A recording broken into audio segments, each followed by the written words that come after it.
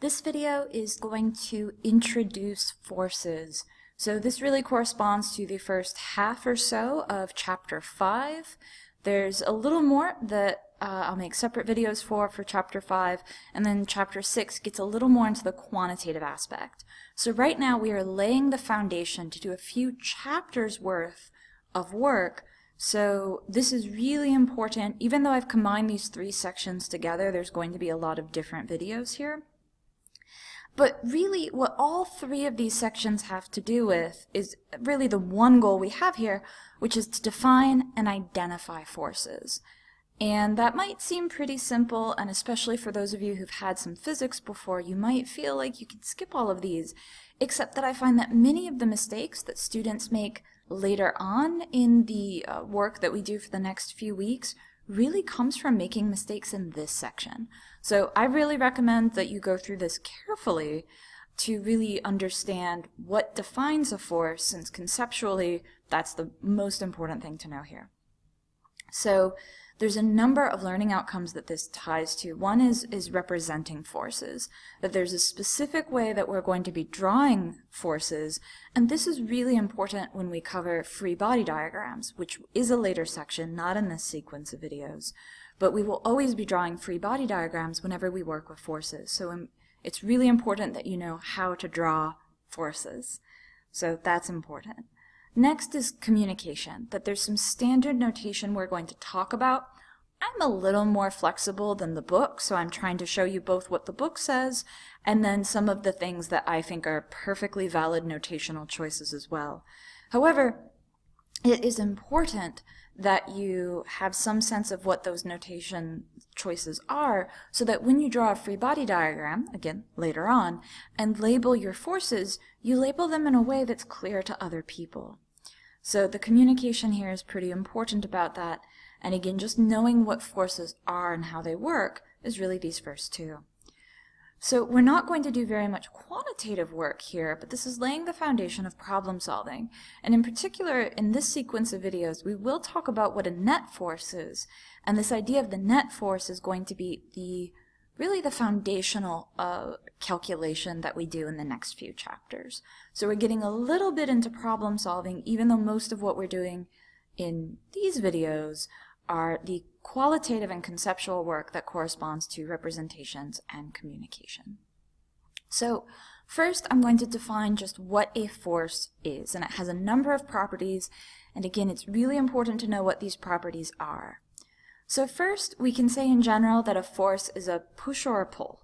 That's the simplest way to think about it, but not necessarily by a rope or by a person. We'll talk about that next.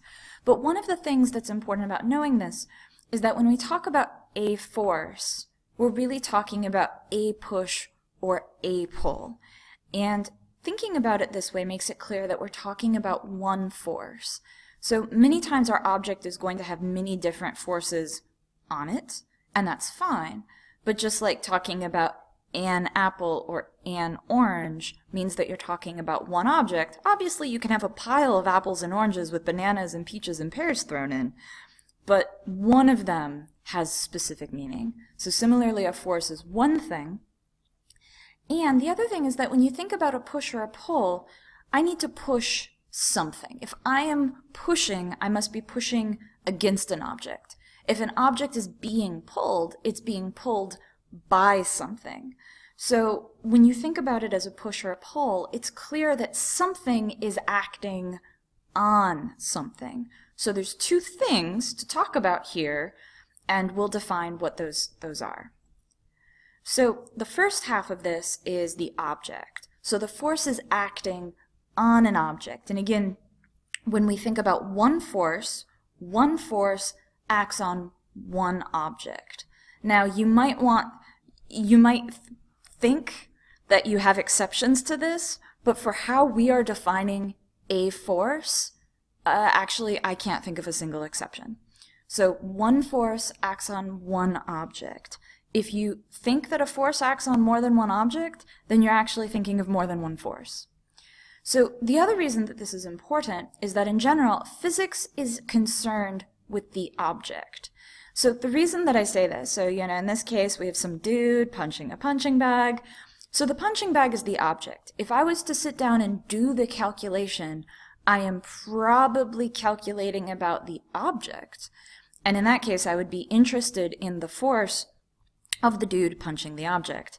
But if I, for whatever reason, wanted to calculate about him, I wouldn't actually then be concerned about him acting on the object, because now my calculation is about him. So again, this is kind of a point that might not make a lot of sense without more concrete objects, but for instance, if I am pulling a box, that calculation, once I've said that, if I'm talking about the force of me pulling the box, it only makes sense to talk about that if the calculation is about the box. If the calculation was about me, we would be interested in the forces acting on me. Now, there is something that ties this together, which is Newton's third law, which we'll talk about later. So possibly if you've learned about that before, you might think about that. But otherwise, whatever the force is acting on is our object, and when we're starting our calculation, drawing our free body diagram, we're talking about the object. Now, one object can have multiple forces acting on it, right? Multiple people can punch the same punching bag. I don't know if that's ever done, but I guess it could be, right? Theoretically. So one object can have multiple forces acting on it. I can be helping my friend move a couch, and he can be pushing the couch, and I can be pulling the couch. We're both exerting forces on the couch. However, one object only moves in one way, right? So even though I'm pulling and my friend is pushing, both of our forces act on the couch, and the couch moves in one way. We don't say that my half of the couch has one velocity and my friend's half of the couch has a different velocity. If it did, we would say that that's now two pieces of the couch that are no longer tied together. So identify your object. Make sure that you've done that. All of the forces you're interested in must be acting on it, and it can only be moving one way as a result. So next, we must have an agent, and this has already come in a little bit in talking about the object. And again, forgive here the picture, I'm just using the textbook pictures. There seems to be a lot of sports analogies when we're talking about forces. I personally will not be using as many sports analogies, but the book does. So again, if this football is about to be thrown, we know that a person is throwing it. A ball does not spontaneously get thrown by nothing. So each force has a clear cause, and we call that cause the agent. And part of why we're calling it the agent, different than the cause, is, for instance, thinking about gravity. If I drop a ball, the force of gravity is acting on the ball, but the agent there is actually the earth. So there's the type of force, which will be in a later sequence of videos. The type of force is different than the agent. So again, if I am pulling a couch, I am the agent, but the type of force you would, I guess, call a pull, right? Like, it's a contact force. We could talk a little bit about how we would name that force, but the agent is, say, a person.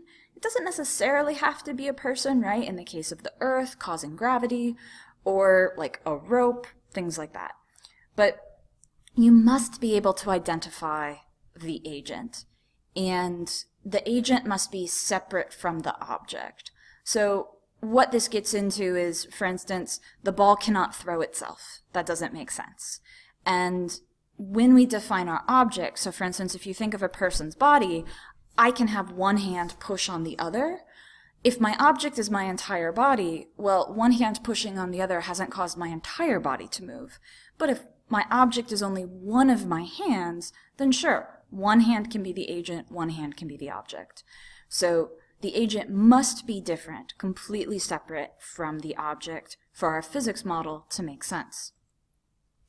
Next, and this will get talked about in the next video substantially, a force is a vector. That means it has a direction and it has a magnitude. If I'm pulling a couch, I'm pulling it in a direction. Maybe that's up, maybe that's to the left, but I can't just pull without there being a direction. Similarly, it has a magnitude, i.e. strength. And here I'm referring to direction and magnitude since that's what we talk about when we talk about vectors. But clearly, if you're pushing something, you either push it lightly or push it strong or push it stronger. So clearly there's a strength. That's the magnitude. So magnitude and direction, We'll talk about that more, but really what this comes down to is every force is a vector. The last thing that we'll come back to a little bit when we talk about types of forces is that forces are either contact forces or long-range forces. And a contact force means that literally the force can only occur if the two objects are in contact. Most forces are contact forces. So again, another sports picture, thinking about a bat hitting a ball, a baseball, softball, I don't know what one this is. I guess baseball since it's a wooden bat. The bat can only influence the ball when they're in contact. And you probably know this, right? Like the ball only goes forward if you actually hit it. I played softball once. I usually did not hit the ball, and hence the ball just kept going past my bat. So make sure that if it's a contact force, you're only thinking about the agent exerting an influence on the object when they're in contact. This is a really tricky point somehow, but it's really, really important. So most forces are contact forces. I think that will be largely intuitive, but make sure that you remember that that force therefore only occurs when they're in contact. Now the long-range force, this picture I guess shows a falling mug. The idea of a long-range force is that the objects don't need to be in contact. The falling mug reminds you about gravity, that obviously an object does not need to be in contact with the earth to have the force of gravity on it, right? If I let go of a ball in the middle of the air, force of gravity pulls it down. That's really the only long-range force that we will talk about in Physics 202. One final note is that when we say long range, we don't mean that it needs to be really far away. We just mean that it's not a contact force. So long range means separated by any distance, not in contact, not far away.